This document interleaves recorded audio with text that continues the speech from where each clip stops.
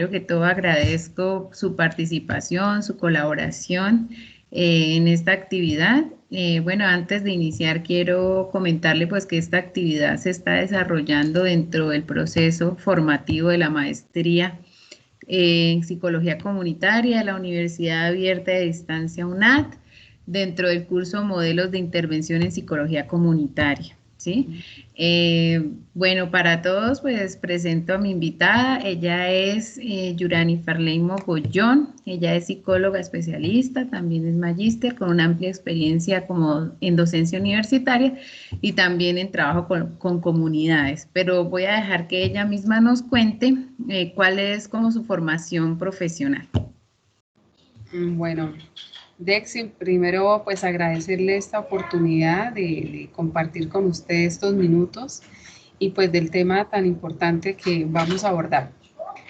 Como usted lo menciona, soy psicóloga egresada de la Universidad de Pamplona, especialista en psicología clínica de la Universidad Pontificia Bolivariana, seccional Bucaramanga, y magíster en paz, desarrollo y resolución de conflictos de la Universidad de Pamplona, con experiencia laboral en docencia universitaria, tanto en el ISER en Pamplona como la Universidad de Pamplona, y también experiencia laboral con adultos mayores, con infancia, con adolescencia en diferentes programas gubernamentales. Muy bien, muchas gracias. Para nosotros pues es muy importante su aporte desde toda esa experiencia que ha tenido con diferentes comunidades, pero también desde su maestría en paz, desarrollo y resolución de conflictos, teniendo en cuenta que el tema, digamos, central de estudio que hemos tomado es las comunidades indígenas, negras, afrocolombianas, raizales y paranqueras en el marco legal del conflicto armado en Colombia, teniendo en cuenta que estas comunidades pues son bastante vulnerables y además que hacen parte pues de la riqueza cultural de Colombia, o sea, digamos hay como dos características importantes de estas comunidades. Estas poblaciones pues han sido bastante vulneradas en cuanto a sus derechos humanos, eh, han sufrido el desplazamiento forzado, la discriminación, ¿cierto? Tienen muy pocas oportunidades para acceder al estudio, a un trabajo formal, han tenido que incluso llegar a la mendicidad porque a la hora de ser desplazados de sus tierras, pues han llegado a las ciudades donde no encuentran oportunidades laborales, no encuentran oportunidades de estudio, empiezan pues muchas veces a tener una vida de mendicidad, ¿no? Encontramos que esta se caracteriza también por tener analfabetismo, pobreza, pérdida de su comunidad, de su arraigo, de su identidad, de su cultura, pérdida de muchos miembros de su familia a raíz de también de esa violencia, pérdida de muchos miembros de su comunidad, incluso de líderes, ¿cierto? De estas comunidades. Entonces, digamos que ha sido uno de los grupos en Colombia más afectados por la violencia, ¿cierto? Por el conflicto armado. Entonces, por esa razón, pues nosotros hemos querido trabajar y analizar este caso o estas comunidades, esta situación, para poder diseñar un plan de intervención desde la psicología comunitaria. Entonces, la pregunta es, desde su experiencia profesional, desde todos sus estudios, en especial desde su maestría, ¿cómo analiza usted la problemática de estas comunidades y de pronto cuál es la mayor necesidad que hay para trabajar desde la psicología con estas comunidades, desde la psicología comunitaria sobre todo, ¿no? Bueno, ¿cómo se analiza? Lo podemos tomar como un legado generacional.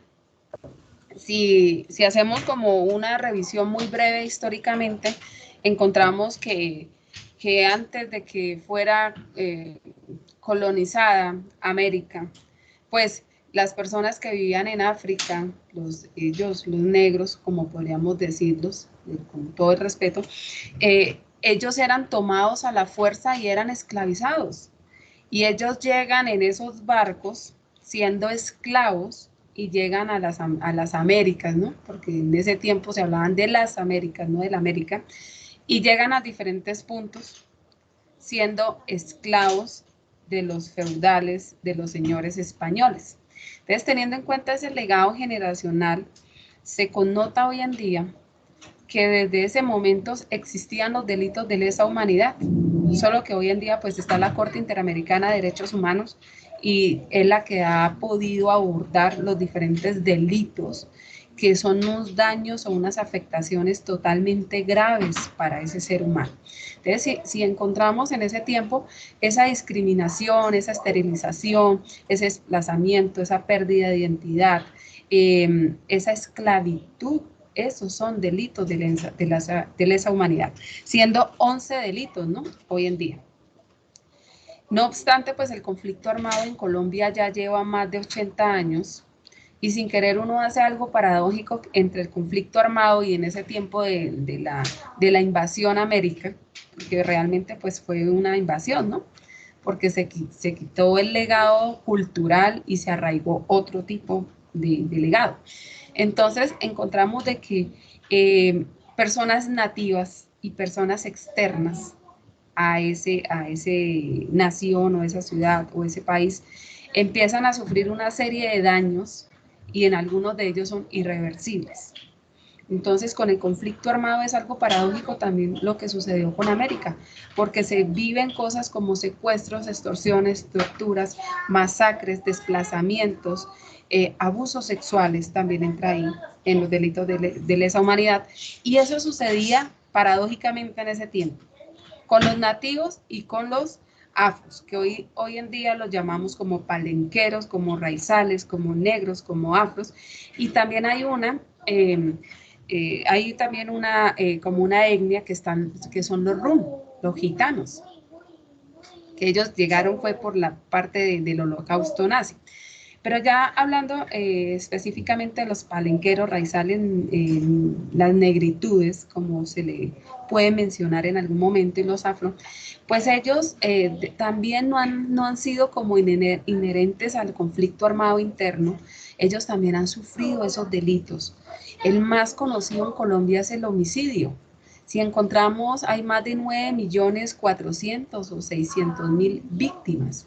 Y en esa identificación de las víctimas también se encuentra que en esta población especial también han sufrido los diferentes homicidios, diferentes desplazamientos, desarraigo cultural, abusos sexuales y en fin lo que conviene en todo lo que son los delitos de lesa humanidad. Entonces, esta población, si nosotros hacemos un estudio cultural, encontramos que en la zona de Pacífico, todo lo que es Nariño, Valle del Cauca, todo lo que tiene que ver con Tumaco, esta población ha sido muy vulnerada por el conflicto armado, muy seguramente por la situación estratégica, por el punto estratégico que es Tumaco y el puerto de Buenaventura. Sin embargo, allá se están trabajando unos planes de resiliencia con las mujeres, por ejemplo, cantoras o las mujeres que tejen, ¿sí? Ellas están haciendo procesos de resiliencia y procesos del cuidado entre nosotros mismos, porque en una zona de Tumaco, lo que es las negritudes viven allá y viven en unas situaciones, como usted lo mencionaba, en extrema pobreza, en dificultades para el acceso a la educación, a la salud, a la oferta laboral, y se están viviendo situaciones muy adversas en pro del desarrollo humano de ellos. Entonces, esto es un ejemplo que se vive actualmente, por ejemplo, en esa zona del Pacífico colombiano, que mediante herramientas, desde las narrativas y herramientas musicales, desde el arte, tratan de trabajar eso para que ellos se unan, no para que se sigan dividiendo, porque son diferentes problemáticas que se viven en esa zona de conflicto. ¿Cuáles? El contrabando, el punto estratégico, la salida de droga, etcétera, ¿sí? Igualmente sucede con el Chocó. En el Chocó sucede que también hay una pobreza extrema. El punto estratégico es súper clave por los pisos tectónicos que están en el Chocó. Por eso se encuentra, por ejemplo, la minería ilegal y se encuentra la deforestación y se encuentra además el paso de los inmigrantes o de los migrantes, porque migrantes son los que van caminando, los inmigrantes son los que se quedan, los migrantes africanos que llegan por esa parte y quieren pasar para Estados Unidos. Y entonces entre la zona del Urabá chocuano y el Urabá antioqueño tratan de pasar y después pasan por una espesa selva para poder llegar a Panamá. Entonces por ahí también hay otras situaciones propias que son derivadas del conflicto armado, pero también son derivadas de la actualidad, ¿sí? Ellos también viven allá unas situaciones precarias, donde niños pequeños deambulan en las calles, donde muchas veces también entran los diferentes cárteles mexicanos, porque también es un paso directo para llevar o transportar la droga, ¿sí? Entonces son diferentes situaciones que viven allá y esa población está en medio de esa situación, está en medio del conflicto armado, porque el conflicto armado ya es transfigurado o es transformado en una violencia social. Ya no es únicamente las guerrillas y el Estado, ya están las guerrillas, el Estado, los desmovilizados, las BACRIM y los grupos al margen de la ley que son organizados, ¿sí? Y fuera de eso, lo vemos por noticias que están los famosos cárteles mexicanos, ¿sí? Está el Sinaloa, están los Zetas, porque son pasos estratégicos o bien para alguna situación o para otra situación. Y ahí se están viviendo también situaciones de pobreza extrema, ¿no? Lo que son las desigualdades sociales, que los dineros posiblemente no están llegando, no se están invirtiendo en lo que es. Entonces también tienen dificultades en educación, en salud, en salubridad y en todo lo que es un estándar de vida nivelado. Igualmente podemos encontrar al interior del país que muchas poblaciones palenqueras, raizales, negras o negritudes, afro y la misma runa a veces sufren de una discriminación. Además de que han sufrido de unos desplazamientos por su raza, por sus características físicas y han sufrido otros tipos de situaciones inmersos al conflicto armado, también viven de una discriminación porque hoy en día no hemos aprendido a valer y a respetar las diferencias, ¿sí? Nosotros somos diferentes en el pensamiento, en la cognición y en la personalidad, pero también somos diferentes en nuestros rasgos físicos. Y en muchos contextos no se respeta eso, no se le tiene respeto al prójimo. Y muchas colectividades palenqueras o negritudes han sufrido de ese racismo. No tenemos que irnos para Estados Unidos para ver los casos de racismo. Aquí en Colombia se ven. Y si uno se da cuenta, en algunas zonas de conflicto o no de conflicto, se vive esa discriminación racial por el color de la piel.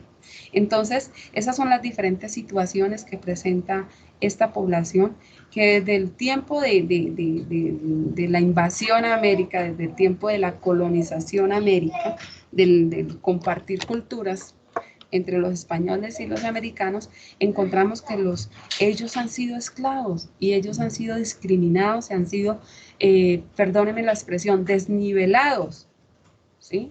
Y hoy en día la historia no ha sido diferente. En muchos lugares también son desnivelados, desconfiguran ese arraigo cultural y esa identidad cultural. ¿Puedo contestar la otra pregunta? Bueno, muchas gracias por su gran aporte, muy significativo. Esto, pues, sí tiene usted razón, ¿no? Pues ellos han sido vulnerados no solamente en el conflicto armado, sino a lo largo de la historia. Y nosotros mismos, los mismos colombianos, seguimos vulnerándolos, ya siendo ellos unas víctimas con la falta de oportunidades, con el racismo, la discriminación y demás. Bueno, pues dentro de la psicología comunitaria, pues hay varios modelos de intervención de las comunidades, ¿sí? Pues analizando y estudiando cada uno de estos modelos, pues se tomó como base, pues para trabajar con esta comunidad, el modelo del desarrollo comunitario, ¿sí? ¿Por qué de pronto este modelo? Porque el modelo de desarrollo comunitario toma todas las características de esa comunidad, estudia todas sus necesidades, digamos, psicosociales y a partir de esto toma las fortalezas y las potencialidades de esta comunidad para empoderar a las personas que hacen parte de la misma y empezar como una reestructuración de la misma comunidad, buscar alternativas de solución a cada uno pues, de esas necesidades, donde las personas que pertenecen a la comunidad participan de manera activa en la búsqueda de soluciones. ¿Sí? En la recuperación de su identidad, de su cultura, el mejoramiento de la economía, gestionando, por ejemplo, recursos, ayudas, organizándose como comunidad.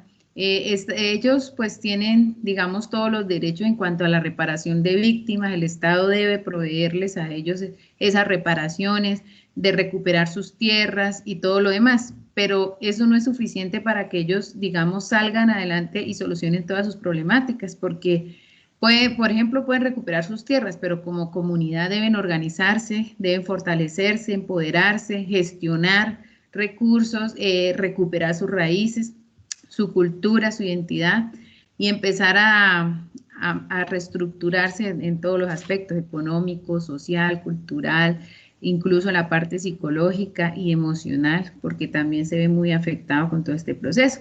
Entonces, desde su punto de vista, desde su experiencia y sus estudios, y considera que de pronto este sea un modelo adecuado para trabajar con estas comunidades, podría tener buenos resultados y de pronto qué sugerencias nos podría dar para trabajar con estas comunidades desde la psicología comunitaria. Bueno, entonces ahí sí le respondo lo que le quería decir anteriormente. Este modelo, cuando usted lo estaba explicando, yo estaba recordando que son las mujeres tejedoras y las mujeres cantoras en Tumaco. Y ellas han tratado de hacer eso.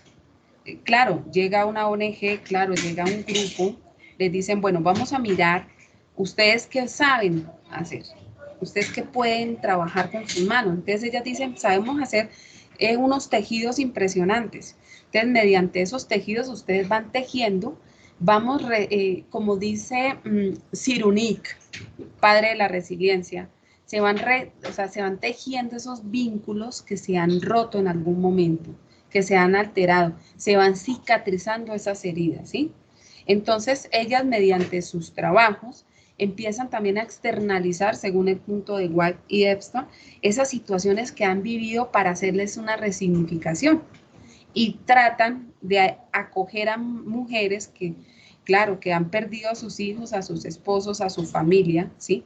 De las negritudes, y tratan de hacer mediante estos ejercicios que muy seguramente también pueden vender sus tejidos, hacen esas resignificaciones, ¿sí? Y ahí ella genera, yo creo que la perspectiva de que generan un ingreso económico, pero también a la comunidad. Y les empiezan a decir, eso es un desarrollo comunitario, ¿no? Ahí podríamos decir que es algo rural porque pues quedan a un lado de Tumaco. Podríamos decir que eso es una resiliencia en grupo, pero además de esa resiliencia lo que tratan ellos de hacer es un desarrollo humano colectivo, ¿sí? Que es difícil, claro, porque no todo el mundo puede estar de acuerdo, pero el desarrollo humano y el desarrollo comunitario puede empezar desde un grupo pequeño y este puede ir agarrando algo más, ¿sí? Ir haciendo cohesión. Lo otro es, por ejemplo, las cantoras. Las cantoras, yo creo que usted y yo aprendimos y crecimos como con los sonidos del Pacífico, ¿sí? Y hay unas de ellas que ganaron hasta un Grammy, ganaron un premio musical en el cual se destaca ese ritmo propio de las negritudes con la marimba, ¿sí? Entonces, ellas mediante también la música y el arte también generan, por ejemplo, unos ingresos, pero también generan una resiliencia. Deben que ser proyectos productivos, cosas así de una forma estratégica desde las narrativas, de cosas que ellas puedan hacer, porque muchas veces los proyectos que traen mucho dinero y que montar microempresas y eso pueden ser generadoras más de conflicto que de unión, ¿sí? Coaccionan, más no unen la población. Entonces, en los proyectos que deben que generar para ese desarrollo comunitario deben que ser como iniciativas propias de ellos, como por ejemplo el arte, la cultura, manualidades, cosas que ellas puedan desarrollar, pero que no generen ningún tipo como de quebranto en la sociedad y en la sociedad de ellos como tal, ¿no? Porque la sociedad pues sí presenta sus propios quebrantos. Bueno, perfecto, muchísimas gracias.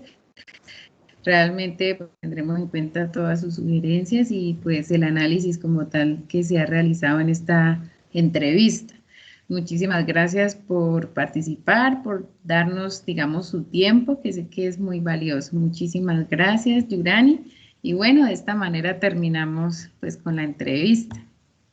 Bueno, Dexy, muchas gracias por la oportunidad y de un tema tan magnífico, ¿no? Y espero de que sea de mucha información para usted y de una gran ayuda para su trabajo de investigación. Muchas gracias.